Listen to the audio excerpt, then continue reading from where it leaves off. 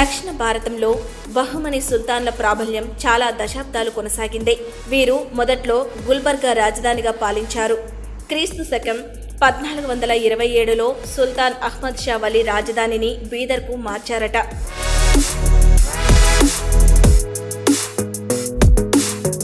బీదర్ చారిత్రక పురాతన నగరంగా పేరొందింది. శాతవాహనులు, చాళుక్యులు, రాష్ట్రకూటులు, కాకతీయులు బీదర్ను పాలించారట.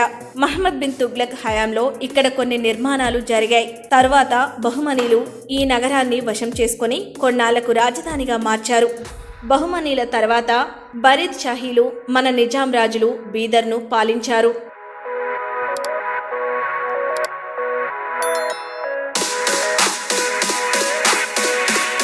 కోటగోడ ఎంత పెద్దగా ఉందో దీనిని ఎర్రని ఇసుక రాళ్లతో నిర్మించారు. సూర్యకిరణాలు పడగానే ఆ రాళ్లన్నీ మెరిసిపోతూ కోటంతా భలేగా